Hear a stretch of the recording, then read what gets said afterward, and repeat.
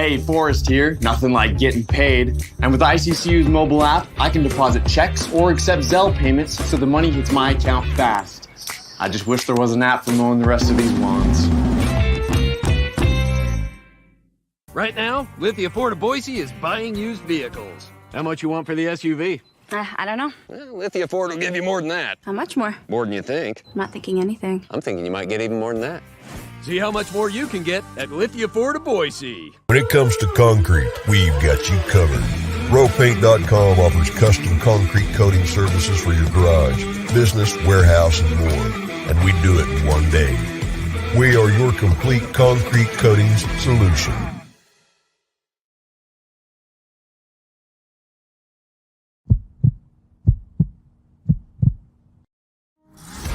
This is Bronco Nation News Live. The best interviews, the most informed opinions, the latest breaking news, all from the top Boise State insiders.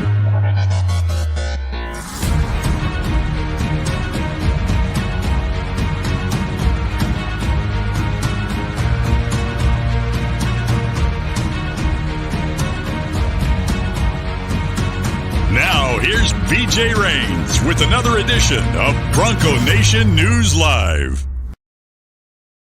Well, how's it going, Boise State fans? We're here in the press box today with the late game ending after midnight. Going to be a little bit of a shorter show tonight also, but we're here, and Coach Kent Riddle is here, and we're going to break this one down. 40-20, Boise State comes away with the win against Fresno State. This is the Lithia Ford of Boise post-game shows. We're wrapping up the win, and Kent, 20-17 there at the half. It was a struggle there in the first half. The defense locked down, the offense kept rolling in the second half, and they pull away for fairly impressive 20-point win.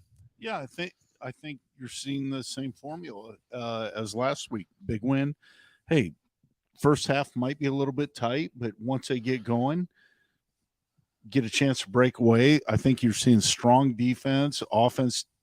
I know they had one turnover there in the first half, but really kind of taking care of the ball in the second half, and then really just pounding it on the ground and making things happen, and taking a few advantages in the air and making some stuff happen there. Yeah, I mean, you can start a lot of places to go, but for the second game in a row, the oddity of this, exactly 316 rushing yards for two straight games. I don't know, that's just I know over 300 is nice, but to have the exact same number 2 games in a row is interesting. The sign the guy holds up behind the camera all the time, John 3:16. There it is. Like, maybe that's what's working for him. I don't know. But also had 200-yard rushers. That's the first time in program history now. They've had 2 straight games with 200-yard rushers. You had Green and Holani last week. You get Holani and Jeanty this week. George Holani finishes with what was his final number? 157 rushing yards for George. Jeanty goes over with 109 and 2 touchdowns. And you didn't get as much from Talon Green tonight. He only had 30 to 22 yards net on 11 carries. But I think him in that read option opened some things up for the other guys. And that's the second straight game where this, quote unquote, kind of new look offense decided to pound the ball, and it worked out for them. Without question. And the more George and Ashton pounded up inside, then it only takes one for Talon, pulls it and knocks off a 70-yard run, something like that. So I think that's just you're probably going to see more and more of that. I mean, I'd be surprised as we go on if you don't see, I'm not going to say consecutive, but sure, two 100-yard rushers. Yeah. I would think you're going to see more of that. And then somebody will eventually commit everybody to the run, and you're going to see all of a sudden this 300-yard passing game on 10 completions or something. What for a guy that knows George Holani the way you do, and the last couple of years have been a little bit of a struggle for him with the injuries and things. For him to get going again, and this is his third 100-yard game already this season, and he's back on pace to get to he stays healthy back for another 1,000-yard season again. I mean, just to know what this guy had gone through the last couple of years, playing injured, things like that, to see him back at full go here as a senior, yeah, what's it like? I mean, just to see him out there healthy, I think there's no question what he's capable of, and the people that have all seen him. And I'm just excited for him because he's one of those guys, just always got a smile on his face, always like, I'm good. And, kind of when he's not, and to see him out there when he actually is good. I mean, man, he's tough to tackle, big play guy. I think he rattled off a 60-yarder. Yeah, 50. I think it was 59, 58, something like that. Yeah. But yeah, those are the kind of plays, when George is rolling right, that's what you're going to see from him. People are wanting Golly Guy. I'm sorry we don't have him tonight. He's we missed being over at the James. It was a lot more fun than an empty media room here. But fun, maybe. Yes, we're in an empty media room, but we're not sure at 12:20 what the scene would have been like over at the James. But Josh commenting on the atmosphere, Kent, a record crowd. They announced it as 37,000, I believe. And what was the number? 37,663. Now, I know they do count it differently now. In the past, they've up until last year always kind of. It looked full to me. No, it did. It was very full. It was. I thought the crowd was rolling. I mean, Fresno gets a penalty before they can even run a play. Yeah. Yeah, which is unbelievable. Say enough about the crowd, and that is unbelievable when you think about that. That a team like that comes in here and false starts on the first play of the game. I would say this: I think everybody thinks like, "Hey, we've been in loud places, but it's not the same here." I can't exactly tell you why, but to me, it's a bigger deal here than most places, and maybe because I don't know, you don't think it's that, but yeah.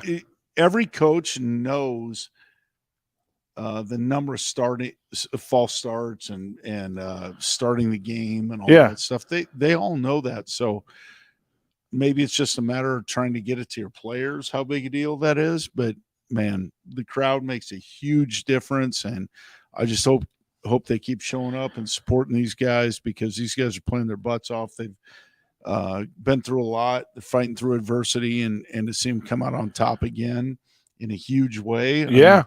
Hey, it might not be exactly what everybody's used to. Like we jump out on them on top and it just rolls from there.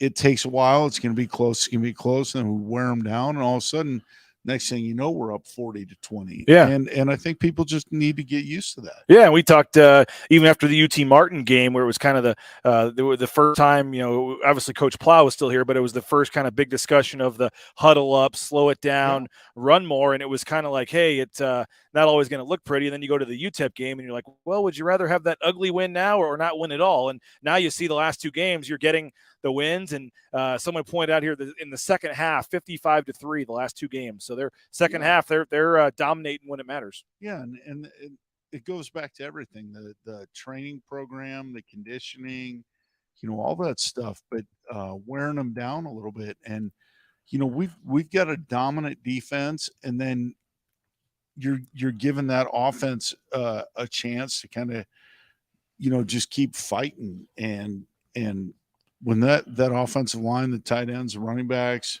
the receivers blocking, they all get involved in that, and it just keeps rolling. I mean, that's a huge deal. Yeah. And now all of a sudden, things we're seeing at the start of the year be 2 and 3 yards, they're 5 and 7 yards. Yeah. And then you pop a 59-yarder, and it just keeps rolling, and you build that momentum. It seemed like way more explosive runs tonight. Yeah. So, and yeah, everybody wants to see the deep ball over the top. That's coming. It's just a matter of time. Yeah, and 6.3 yards per play. What is a coach? Is there a number you guys aim for, or does that matter? But I mean, 6.3. You're gonna get a first down every 2 plays at that. Yeah, at that exactly. rate. 6.3 yards a play. I think that's phenomenal. Yeah. Obviously, they're going to try and increase that, but that'll come with the big passes, the 18, 20. That's how that number will build. But they don't need that right now. I mean, if you're 6.3 and you're throwing the ball very minimal, you're talking Air Force, Army, Navy numbers.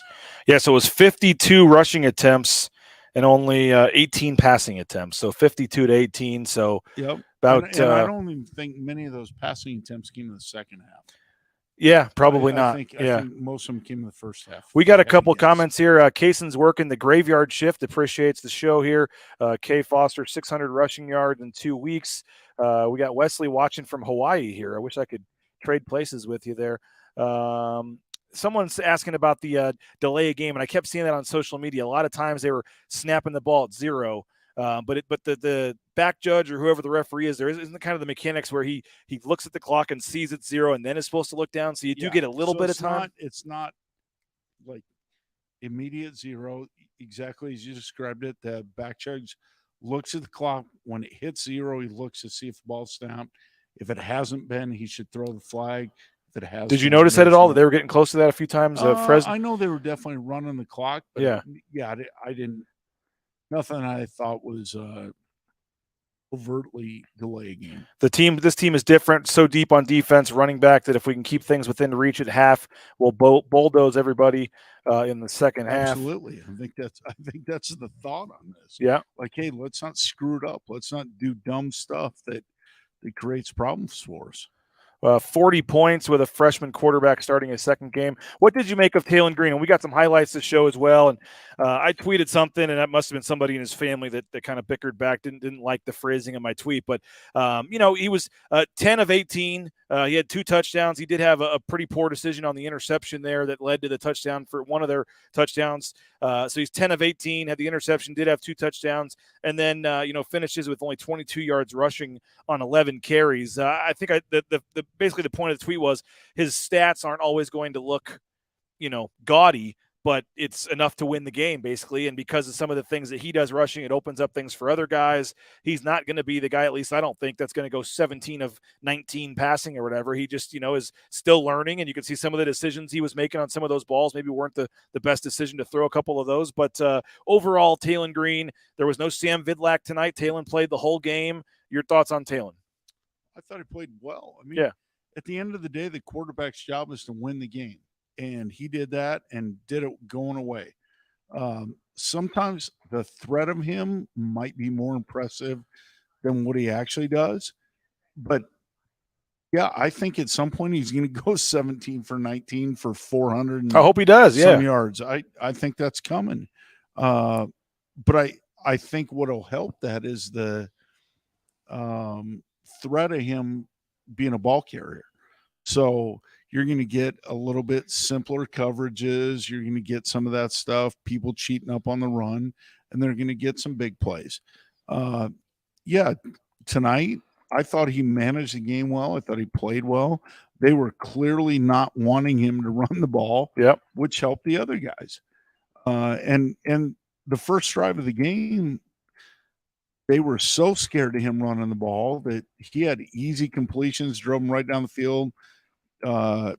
Through one play that was close to a touchdown, didn't get the call, and came right back and threw a touchdown. So, and then all of a sudden, okay, now we got to play some pass defense. We can't load everybody up in there. And next thing you know, Talon's running down the field, and, or more, I guess more precisely, George and Ashton are running down the field. And there's a guy always responsible for him. So, I was really impressed with him. I thought it showed tremendous progress, and I can't wait to see where he goes from here. I mentioned Holani, 157 yards, 109 for Ashton Jeanty. Even Elion Noah gets in there, had 5 carries for 28 yards himself. So you get 3 running backs in there and get some carries for him. Coach Avalo saying in the postgame that Tyler Crow is a little banged up, I guess, but he's pushing through some things. But, that's 40 points, as someone comments here, Bill, 40 points on Fresno 2 years in a row. I mean, you remember last year going to Fresno and they were ranked, and that was a big game, and you guys put that to them. I think it was 40-14 in that one. And then you get 40 points again. We have some highlights here. We'll take a look at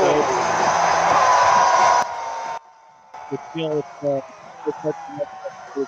But what'd you think of the uniforms, the black pants with the blue jerseys? I'm not a big fan of that. I thought I thought they looked great. Hey, I'm not a huge uniform guy. I'm not saying we should look like Penn State every week. Yeah. I just like, to me, whatever the guys thinks a good deal, like wear it. Boise State gets off to and I would say this: if you are Penn State, then maybe you should be Penn State. And I just like stick with it. I just like to be the get off my lawn guy, and complain about stuff. So there was you saw the first touchdown pass. That was the 9-yard pass, Bowens from Green. Here's big play by Billy there. In the back yep. of the end zone. But then you had the interception that you saw also on a pass that I know he had some pressure coming at him, but probably not the best decision on the interception from him there, and that led to the touchdown from Fresno. Tough deal, but I'll say this: the defense freaking battled, and they made them go for it on 4th and goal, and Fresno did a nice job and converted. Those guys they're working hard too. I thought Kirby Moore came out with a good plan. Obviously, hey, everybody around here's I hope positive about the Moore family. Oh yeah. Bumped into him in the restroom actually and said hello to him. I think those guys, Jeff Tedford's a hell of an offensive coach. I think those guys worked hard and, came up with a great plan and kept themselves in it without their guy at quarterback. I thought that was a big deal. Wanted to pause it there on the Zeke Noah interception. Zeke Noah has an interception tonight. He has a sack, awesome. and a forced fumble. And by the way, that's the first time since Kekala Kiniho back in the Vegas Bowl in 2017, 5 years, where a Boise State defensive player had a pick, a sack, and a forced fumble in the same game. He was everywhere tonight. No, Zeke was awesome. You talk talk about a guy that works his butt off, studies, prepares, takes care of his body, everything.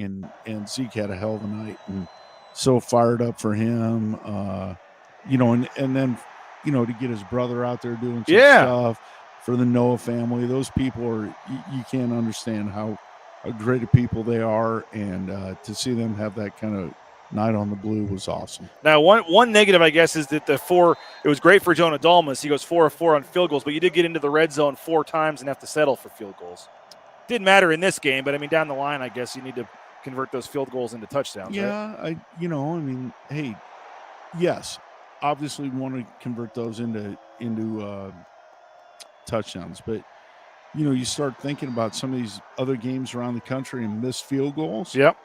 And you're talking about a guy that you can trot out there and know he's going to make it. That's a big deal. Yeah. Hey, do you want 7 instead of 3? Absolutely. But here's your 59-yard run by George Holani, by the way. He got going, and then here comes Ashton Jeanty right towards the screen here, the first of 2 touchdowns for Ashton. The true freshman continues to impress.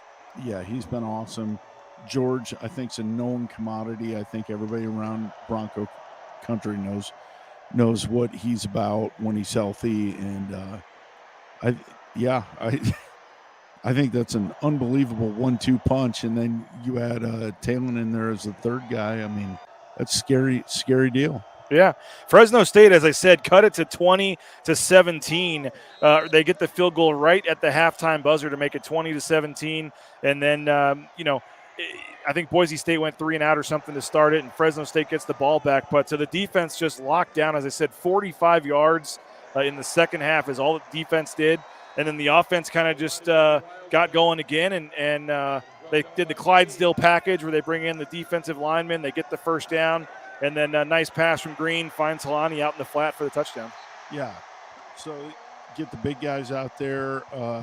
I think it was Jackson Craven. He actually had a pass attempt, yes. Yep, out there too. So maybe Herbert Gums was in there, Yep. and Andy was joking after the game. They want to expand that, and he finally had his chance, and he couldn't pull it in. I'm Jackson not sure Cravens that was did. initially intended for Jackson. I think they were looking for Scotty and Herb first, but Jackson was a late look. But yeah, they'll expand that. There'll be good stuff, and that's just fun stuff. Gets the whole team involved, all that. There's the Zeke Noah sack. He's fired up. Obviously, a huge play, and then a very next play, I think he gets another TFL. He comes in and makes the play there, and he's fired up again. 6th-year senior, guy that didn't have to come back this year, took advantage of that extra COVID year to play with his brother, like you said, and not just this game, but he's having probably the best year of his career to this point. Yeah, I would say so. And part of it's just him being more mature. Rodney Robinson with a nice pick there, by the way. But Zeke's healthy. I think he battled through some stuff, was, healthy enough to play, but maybe not 100%. Yep. It's my guy Riley with the big play right there. We got to find a way to get him in the end. It. We got to find a way to get him in the Yeah. end zone. He had the one that was at New Mexico taken away, or maybe it was UTEP. He had one taken away where they said he was out of bounds. They reviewed it and said he didn't catch it or he was out of bounds. He did have a great catch there. No, that was huge. He finished with 44. He actually led the team in receiving yards, 44 receiving yards on 2 catches. Nice. Yeah. But Jeanty scores again. And then obviously after the game, the famous milk can trophy makes its way out. Tyreek Jones going to get it, takes it out on the field, and there's your guy. There's your guy with the trophy. Riley, What's it like? Scotty, These guys all those obviously put in a lot of work and stuff, and to get a chance to celebrate with that trophy and get to. I know the real trophy, the Mountain West Trophy, is what you guys won in early December, but to have that for a little bit obviously was a nice moment for those guys. Well, hey, we don't have a ton of. I was looking at some of the trophies that people play for through the year. I think Iowa State's or Missouri, one of those has like 6 or 7 of them. We don't have that. Yeah, which is okay. Doesn't matter. But we have one right there. Yeah, and so that's a big deal when you get a chance to win it. Like, you're actually playing for something that you keep.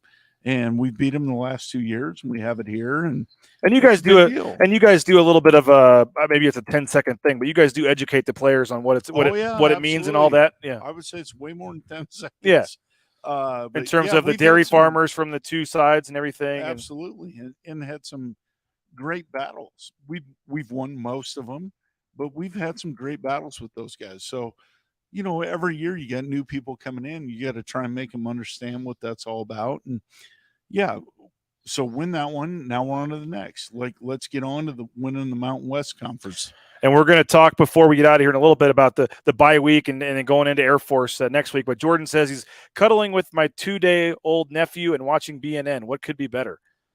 There you go. Well, there's nothing better than cuddling with your 2-day-old nephew. And watching us here. Enjoy that. Yeah. I don't know about the other. I did notice a couple times on, and I'm not trying to harp on Talon Green here. I think he's doing a heck of a job. But there were a couple times where he scrambled and he ran out of bounds for a loss instead of throwing it away. Is that just a rookie, something you got to coach into a guy as a freshman? Well, I think, I think he threw the pick early, so that probably scared him a little bit about throwing it away. Okay.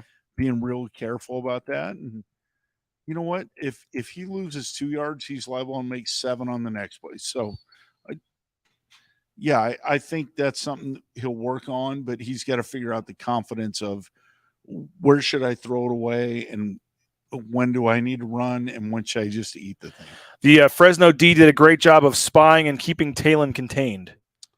Is what somebody said. Did you notice that? Or I think they had a plan to keep him contained. Yeah, because they saw that film from the previous week. They knew what. And on the drop back pass stuff, they weren't rushing everybody. I mean, they were slowing some things down. But Talon, I think he had maybe one decent run, kind of where he pulled it down, went up the middle.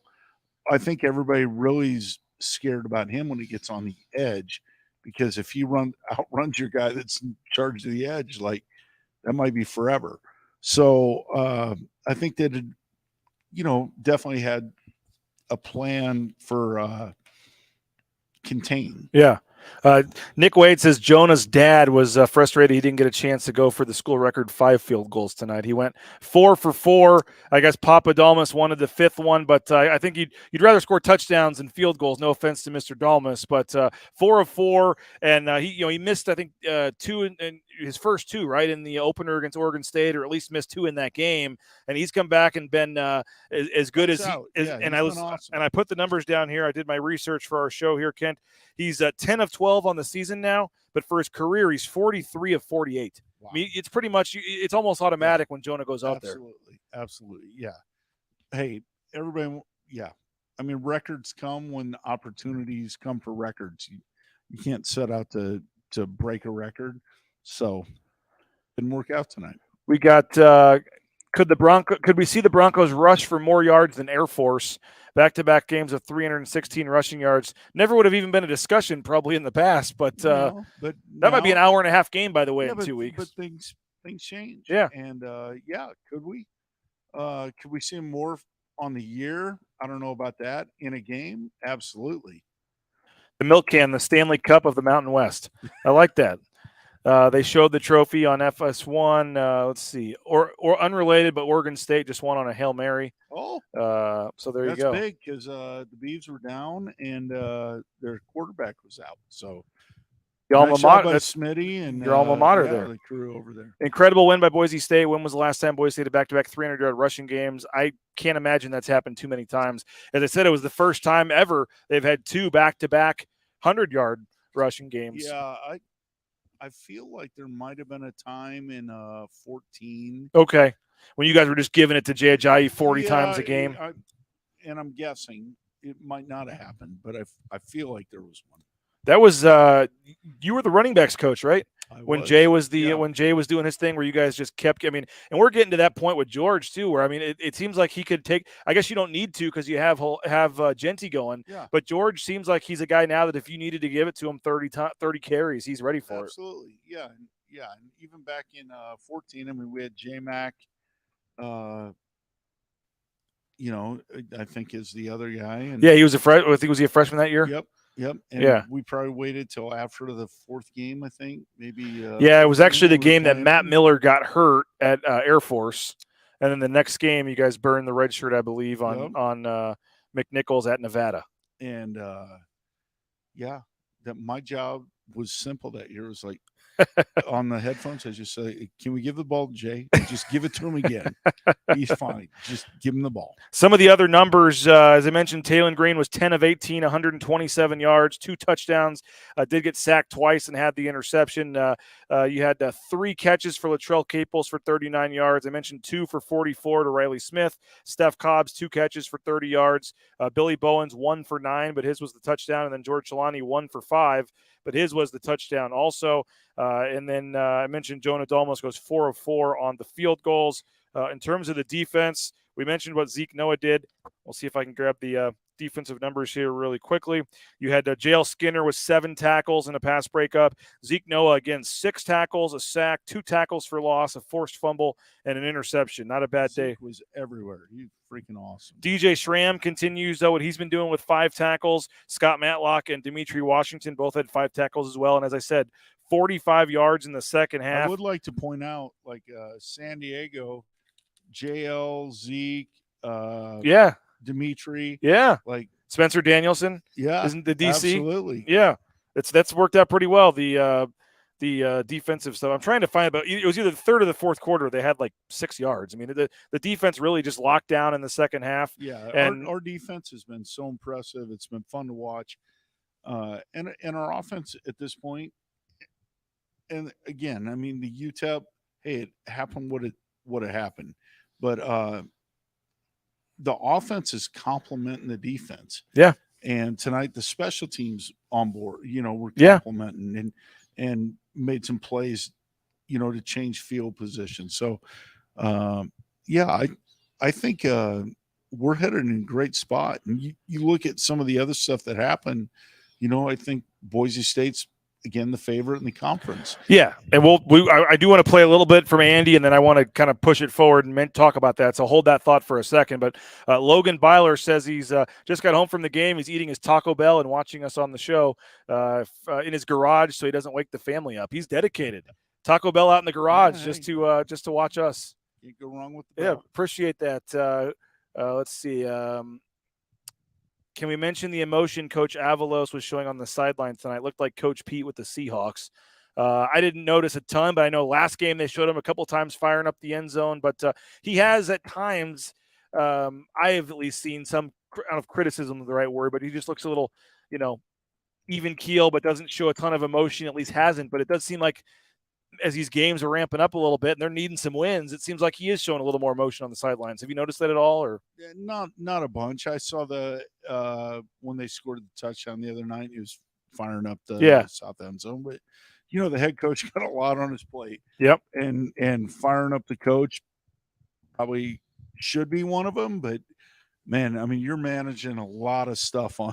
You got 10 things going in your mind. Yeah, I'm thinking you're trying to hey, this this unit's on the field and I'm trying to help them, but I also got to get this unit ready to go, and I got to make a correction with these guys. So, Yep. I mean, I hear all that. Love you guys. And as you, I guess, as you progress more, maybe you can compartmentalize that better. Sure. So maybe that's why you're seeing more of it. Let's see. Got a nice comment here. Thanks for taking a chance on this new business. Well done putting yourself out there, sir. Appreciate that. Absolutely. Appreciate that. He was running to the south end zone, getting everybody fired up, they said. He said, I get there are extenuating circumstances, but if you had told me after UTEP that we'd beat San Diego State and Fresno, I'd think you were crazy. It is different how 2 weeks difference can make. It's college football. Yep. You know, I mean, there's Texas A&M almost beat Alabama. They didn't. Yep. Okay. But, horrible play call. Who would have guessed that would even be? Yeah. But I mean, and I don't know how much you were in tune to it, but after that UTEP game, it was a pretty low point for this fan base. It was a lot of people really. People were questioning. Okay, Andy's 9-7. I mean, there was a lot of, fair or not, there were a lot of frustrated fans. Like, we're Boise State and we just lost to UTEP and we're 2-2. Like, what is going on here? It is a different feeling two weeks later here. I hear all that. Yeah. But sometimes you just got to push through that. Yeah. And, hopefully that's a difference between Boise State and a lot of other places. We can step back and say, that's one game. Let's move on. And then you watch all the players regroup and, hey, were some changes made and all that. Yeah, but all of a sudden we're right back in the driver's seat. Yeah. Because that's who we are. Yeah. Other places hit the panic button and God only knows what happens.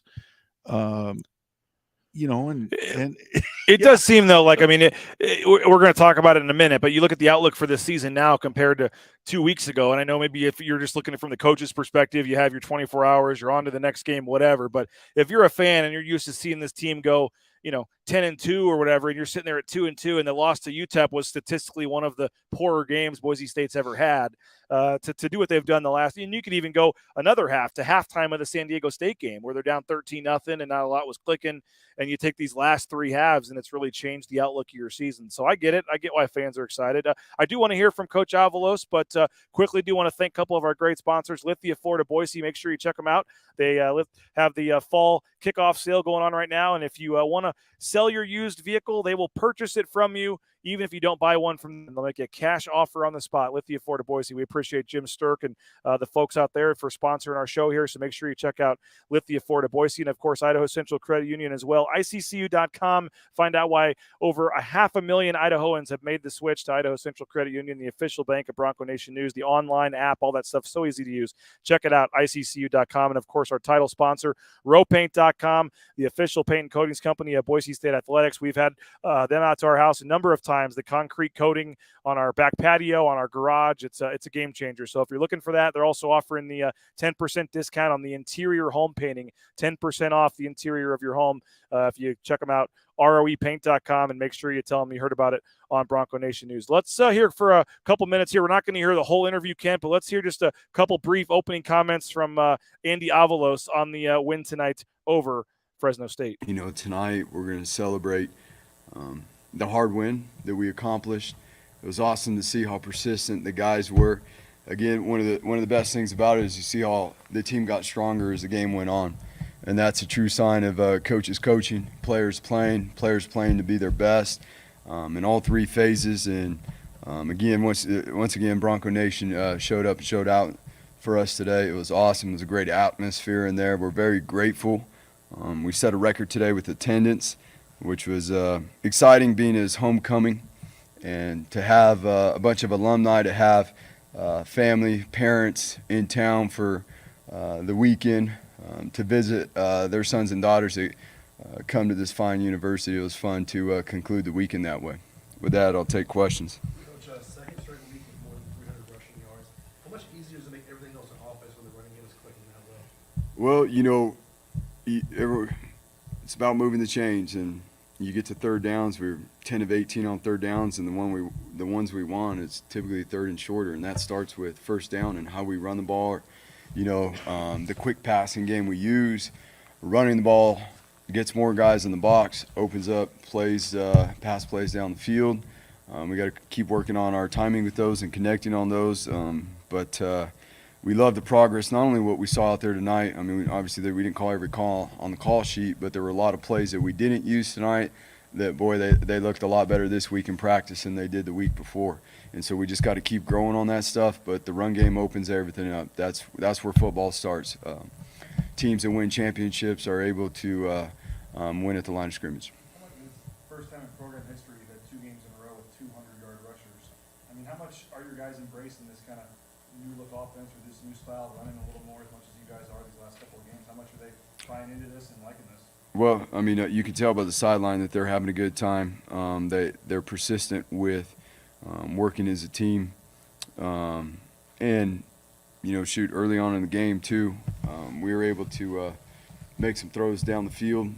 Whether it be play actions or drop back passes, and again, we're going to continue to build on that stuff because defense's answers are going to be to put as many guys as they can in the box, which creates more space on the field on the perimeter. You said that you feel like you guys have room to grow and get better, but still to make in-season changes like this and to see immediate results, what does that say about the coaching staff, of the players, to be able to do this when you guys really needed to? Yeah, you know what? Like we said a few weeks ago, everything we do is about the players. It's for these young men. That's what we're here to do. We're here to be our best.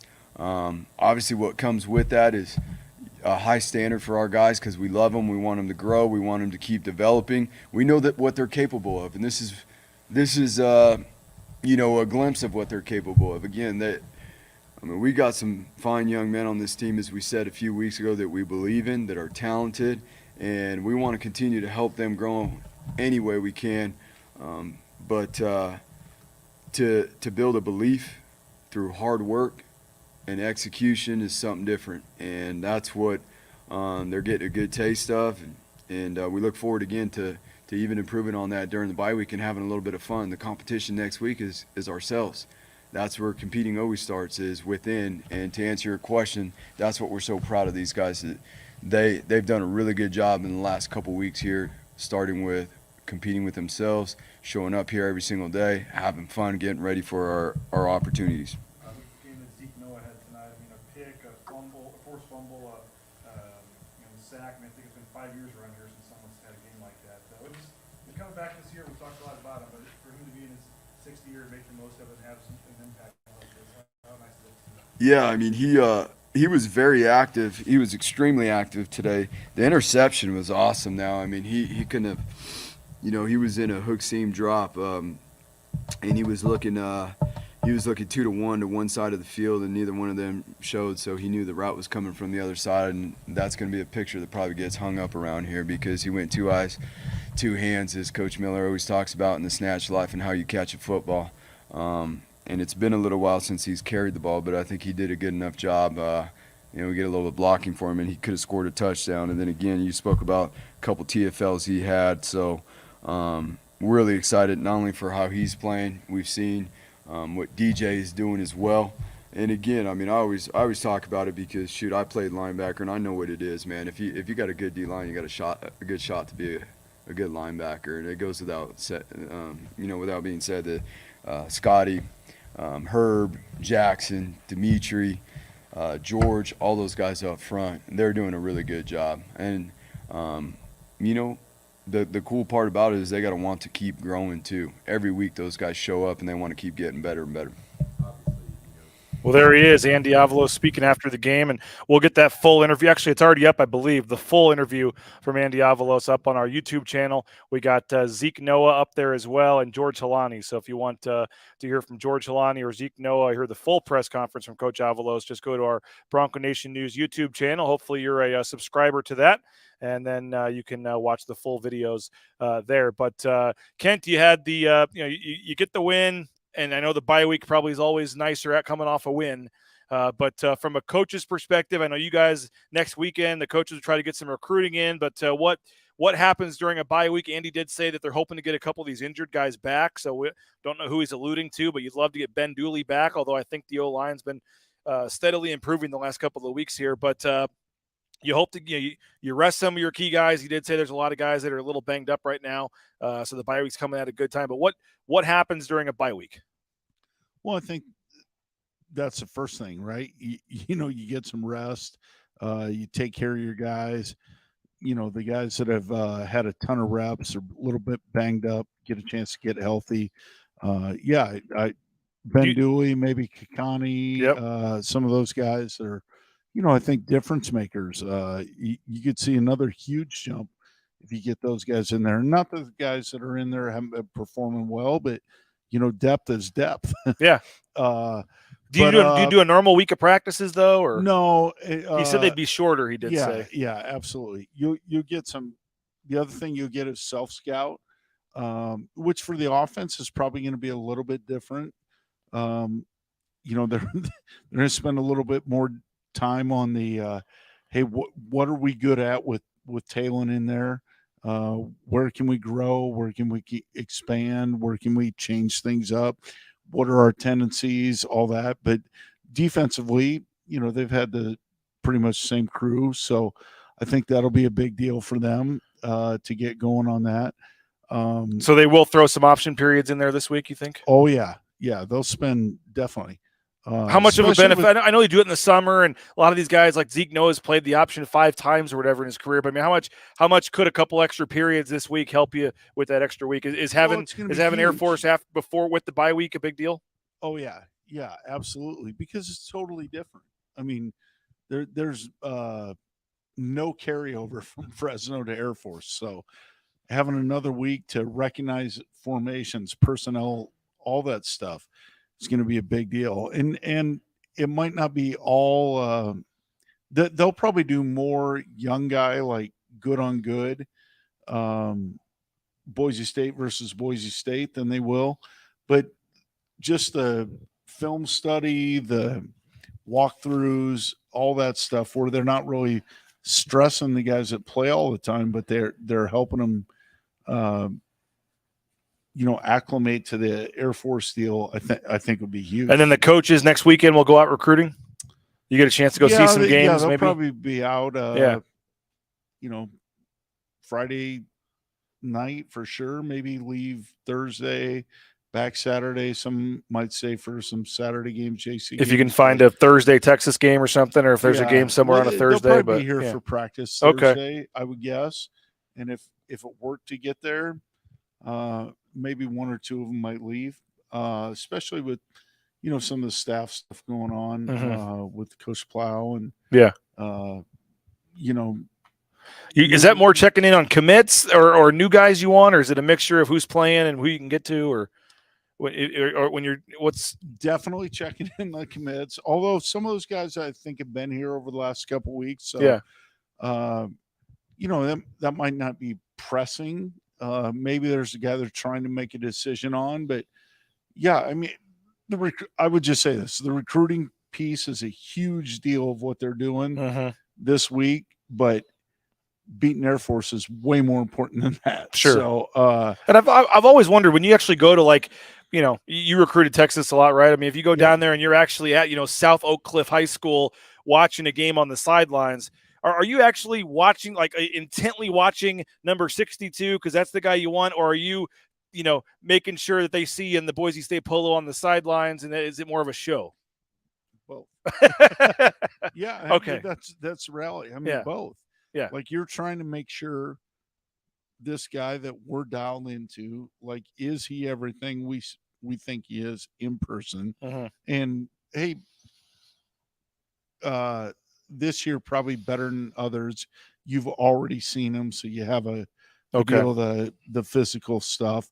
For the last couple of years, some of these times, I think last year when we got out in the fall, might have been the first time we ever saw guys in person. Yeah, there was at least one class, maybe 2, that you guys signed without ever them visiting or you seeing, right? Yeah. So there's a little bit of that. I think most of these guys have probably already seen in person, but you're trying to make sure. Is that guy what he looks like on film? And then, part of it is the show, and you can't really talk to mom and dad, but you're waving at them. You're making sure you spend time with the coach, and the coach is passing on hey, these guys really like you, and you're checking in with the coach. Like, is this guy everything that you told us he is on the phone? I mean, well, I mean, you're trying to figure all that stuff out. So, yeah. And it's fascinating too. Like, I know, and being from St. Louis, I know I follow a lot of people. You see someone like an Eli Drinkwitz, they'll arrive in a helicopter at a game or something because they can go to different games. But I think more of that is the 5 minutes of circling and landing. And oh my gosh, the Jordan Kirby Smart getting out of a helicopter at my game or whatever. I mean, that you talk about the mixture of show versus actually wanting to, okay, sure, the helicopter helps you get there faster, but there's, you ever arrived at a recruit's game in a helicopter? I have never been to a recruit's game in a helicopter. Yeah, I mean, the private jet to get you from place to place, and all that's important. But yeah, at some places it is way more about the show.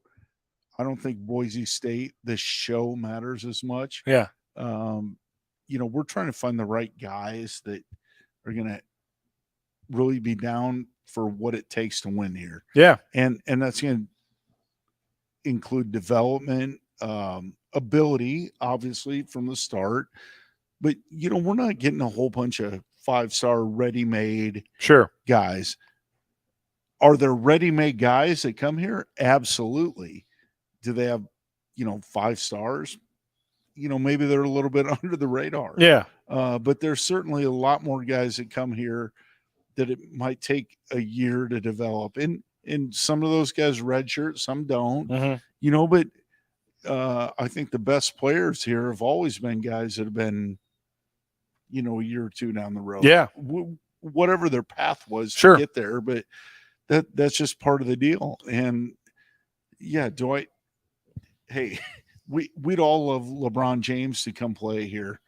Leon probably more than anybody. His son, right? yeah. And they got 2 guys on the team that have connections to his son. I've been saying that for a while now. But like you talk about ready-made guys, like that's who I think of, LeBron James.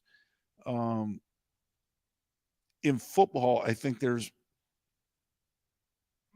far fewer. I just think it's going to take a minute. Sure. And so if you can figure out like who's into that, and like who's into working and all the stuff that goes into being a great player, and then you end up with Leighton Vander Esch. Even Jay, like physical specimen, but Jay Ajayi. Took him a minute. Had some good games early on, but I think certainly his last year was his best year. I just think that's part of it here. And that'll be next week. So you'll have the practice all week. That'll be next weekend. They'll get back into the regular game week for Air Force. You've coached there a number of times. I know some games have gone better than others. It's been a challenge there for whatever reason. I think of the 2014 season. We mentioned that the 7 or 8 turnovers in that game. That was a rough one. Then there was the 2 years later where you guys end up getting, as bad as the game was, you get down there 1st and goal and you get stuffed 4 times. Brett Rippon on 4th and goal tries to sneak, I think, or it fumbled or something and gets stuffed. And then it turns out later with the results that if you'd won that game, you would have been in the Mountain West Championship game. So for whatever reason, and then they came here and won on the blue, I think in 2015. So, I mean, it's never an easy game when you play Air Force. No, it's always going to be tough. And, you have to match them offensively. So you can't put it all on your defense. Like, hey, we didn't, stop the option. Like offensively, you got to get out in front of it a little bit. So, but I think where we're headed is the right track for this team. And I think defense will do a great job and the offense will get out in front. And, I think we got some guys more than capable of making some big plays. And this is a game to me, I would expect Talon Green to make an impact in the game. And whether he makes it by throwing, running, or just being a threat, I don't know. But I know he's a really good athlete and they're going to have concerns about him. A couple final comments here as we start to wrap this up. We appreciate everybody for checking us out here. Let's see. He asked how I'm doing. Rough sports day. Yeah, KU lost, and then the Cardinals lost. Ken, that was a rough one. Cardinals going down, but for the local folks, the Seattle Mariners, they were down 8-1 and come back and win 10-9. So huge deal. The Mariners are moving on. Yep, good for them. No doubt. I'm fired up. That's now my second favorite team, and yeah. Has there not been there's no defensive scores yet this season? Somebody was saying it's one thing that's missing is the special teams and defense, the touchdowns. There was a blocked punt touchdown. Yeah, there was a blocked punt touchdown. New Mexico, maybe. Yep. Drew Simpson. There was another one, wasn't there? That was one that Devin Wright got that one. Cortez Hogan's being injured. Yeah, not sure what's going on with him. What'd you think of? You didn't have Ferguson Reynolds today punting the ball. We don't know why he was out, but they went with. Now my mind's blank on Will Farron. Will Farron only had 2 punts, 71 yards. Luckily, you didn't need to punt a lot in this game, but I'll be honest, didn't even notice. Which is probably a good, a good thing. That's my point. For a long time in football, if you average a certain 38, 39 yard net, well, if you're going back and forth and every team's punting and you're 39 and they're 35, you're gaining 4. Yeah. But now the way offenses go, you score so often. Mm-hmm. It's a marginal deal. I mean, if you make it, the big deal is you can't give up a big play, whether it's a block punt or a big return, or you need to create those, a block punt or a big return. Sure. But if you punt and get a 35-yard net or a 40-yard net, I mean, at the end of the day, it's just not that big a deal. I want to come on over here for a minute before we get out of here. They're always calling for Colin at the end of the show, so he's back here doing some work. We'll give the people what they want. Come on in here, Utah Colin. State. I just saw somebody. Yeah. Utah State beating Air Force. Yeah, obviously, huge deal. Yes, and we'll get to that in 1 second. But let's give him the mic for a second here, Kent. You were down on the field. We're giving the people what they want. They want some Colin Mitchell here. What'd you make of the game tonight, man? Yeah, I mean, it was just a good game overall. Anytime you have 2 running backs surpassing over 100 yards rushing, opening top one, and you saw. Yeah. What was your response to that, Ken? He said, "Yes, you did." Yes, I need aloe vera. God, my wife's on me all the time about put on sunscreen. Never do. The comments are like 99% nice, but I try to speed past one, if there's one that I don't want you to see, and then you saw it yourself and pointed at it. Yeah, it's Brett. I don't carry that in my my toolbox, but I'll think about it for next home game. My problem for a while. Oh man, I'm gonna need it soon. I'm laughing so hard. Okay, sorry. You were talking about being on the field. Anytime you have 2 running backs surpass 100 yards, that's always a good sign. I mean, everything seemed to no, not everything clicked tonight, but it seemed like they're definitely moving in the right direction. You have a bye week to prepare for Air Force, and Air Force losing at Utah State really helps Boise State, and that's just huge for the Mountain West. It's wide open now. What about you're going to graduate in December? What about your school today? You guys got a big win. Yeah, we did. We beat Washington, so it was back and forth game, and not much good going on down in Tempe, but win today. So I don't know why you do a great job, but everybody does. They're liking you, man. So we appreciate it as always, man. Thanks to Jaden as well. But all the highlights, everything you saw was this guy right here. So we appreciate it, man. Thank you. And we were contractually obligated to give the people what they want here, Ken. So they for some reason always like having. Right, next week I'll work on elevator. Maybe sunscreen. I couldn't move fast. I couldn't move fast enough to get that one off the. Please don't. I can take it. Is this an advertisement for Cutwater canned cocktails? No, it could be though. We got that. They are our official sponsor. We're in the Cutwater canned cocktail studios, the mobile studios here on in the press box at Boise State. So we appreciate them for letting us. This is the history, by the way, Kent. This is the first time in Kent Riddle's career that he has a press pass.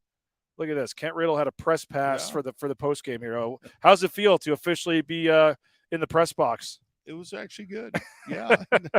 Yeah, now, you didn't watch no the game or stress. anything. You just came up here at the end. But yeah, I was in the regular stands like everybody else. And had a great time.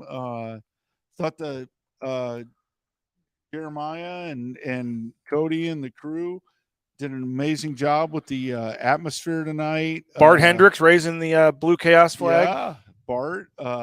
Saw Bart after the game, so he was fired up. He was really trying to get the crowd into it to get the decibel meter up. Yeah, it just this is such a cool place, and to see what these guys are doing with it and how they're making it better. And hey, is everything perfect the first time? No, but I mean, I see these huge water things out there, eliminating lines for that was a direct result of seeing the first week what went wrong. They tried to add some of that. Yeah, it's all getting better. Yeah, and it'll continue to get better. And I'm just excited to see where this season takes us. Yeah, final. What are kind of just your final thoughts? It was obviously a 40-20 win. That's 3-0 in Mountain West play. As you mentioned about Air Force losing to Utah State, now what that essentially sets up is Boise State could go have a clunker at Air Force and lose, but win the rest of the Mountain West games, and you're the division winner, because Air Force has already lost 2 division games. So Boise State would only lose 1 if they lose to Air Force. They lost to Wyoming also.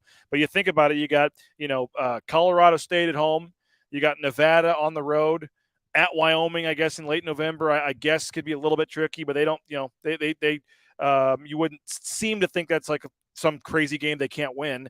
And then Utah State at home, who's obviously up until today, I guess, been struggling. But I mean, that's a home game. I mean, I guess the point is with those 4 Mountain West games, you're not looking at any of those and going, oh, we're going to have a tough time winning that one. So you win, but now, you win the Air Force game, you're in the driver's seat. You're 2-game lead on pretty much everybody. Yeah. But even if you lose the Air Force game, you now have the cushion where you can win the other 4, which are all winnable games, and you still win the division. That was a big loss for Air Force today.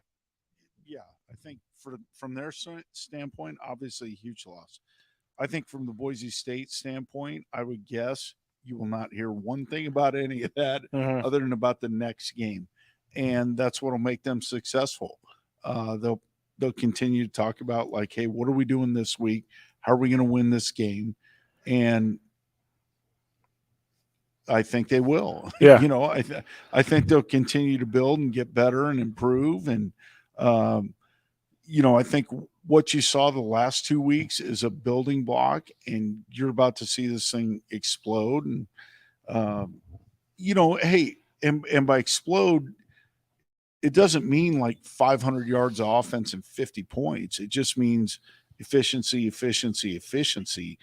And there might still be some close games at halftime, but at the end of the game, when you're up by 20 in the fourth quarter, and you're trying to decide, like, hey, do we want to run a play or take a knee? That's always a good feeling as a coach, right? Yeah. And that conversation on the headset's much nicer than some of the. State was right probably to run the play, because had they taken a knee at the end of the game, Fresno would have had a chance. I mean, hey, a minuscule chance, right? But they would have score onside kick, score. They would have had 30 seconds to score onside kick. Instead, they, snap a dash, and he runs in, gets a cool touchdown. Like, hey, the other team's got to play defense too. I mean, it's not on Boise State to just be like, hey, we're not going to make you feel bad. Yeah. So I thought that was awesome. Well, we saw the after the game, Tyreek Jones bringing the milk can out there, giving it a kiss. You had players pretending to take. There you go, George Holani taking that was Noah, and then George Holani was there too. I saw him taking a fake drink out of it. They were hugging it, kissing it. Scott Matlock grabbed it. So it was fun times, and a scene after that UTEP game that you would have, I don't want to say unfathomable, but it was certainly, it's been a very nice, positive 2-week stretch here for them. And now they get to keep the trophy for another year and heal up and get ready for Air Force. Absolutely. Yeah, I think these guys most importantly get a little R&R next week. They'll probably have minimal physical stuff until Tuesday. So rest, recover, and then be ready to roll Tuesday. Get some good work in. Probably the older guys work Tuesday and Wednesday, mostly the younger guys on Thursday, but a little taste of that option, and they'll be ready to roll come Sunday next week, and then, really fine-tune their plan and get after Air Force, a week from Saturday. So the Milk Can Trophy staying in Boise as Boise State gets the win 40-20 over Air Force. But as I said earlier, that's not the only trophy they're hoping to be holding up on the blue at Albertsons Stadium. We're moving forward with obviously dreams still alive of hosting the Mountain West Championship game, and they're undefeated in Mountain West play and have a chance to make that happen. Kent, really appreciate your time as always. New spot up here in the press box. Hopefully we'll get a little earlier game. We can get back over to the jam so we can enjoy a beverage while we're doing this. But we appreciate you for coming up and for doing this and staying up with us and your insight. And looking forward, I guess the Colorado State game in 3 weeks will be the next home game. Absolutely. Looking forward to it, and keep up the great work, and fired up to see the Broncos keep winning. Yeah, it'll be a week off, and then we'll be on the road at Air Force. But we'll still have shows all next week during the bye week, so make sure you check out Bronco Nation News. We'll have John Mallory on Monday to wrap this one up, and then I am going to do some interviews with some of the other coaches, Sean Garris, the volleyball coach, Jim Thomas, the soccer coach, catch up on some of those teams as well during the bye week because they're doing some great things as well, with some of the Olympic sports and things other than football. But still plenty of football talk next week as well. I think Gordy Presnell, Coach Leon Rice, both going to talk some basketball as well. So a lot going on all next week. Bronco Nation News channels, 9 a.m. will be our weekly show as usual, our daily show. So appreciate it. I know you're a big fan of the BNN After Dark show. I'm going to get you the link so you can go listen to Jerron and Winston. That was a good show on Wednesday. Oh, yeah. And we got Jarrell Roots coming on. We don't have a dump button on the After Dark version, but we may need to take that one to a different level. We'll see. But absolutely. But it's been fun, and appreciate you, Kent, and appreciate all the fans and everybody for checking us out. Enjoy it. Congratulations. I hope your NFL fantasy football teams do well tomorrow. Congratulations again to the Mariners, and we'll talk to you next week. Boise State again, 40-20.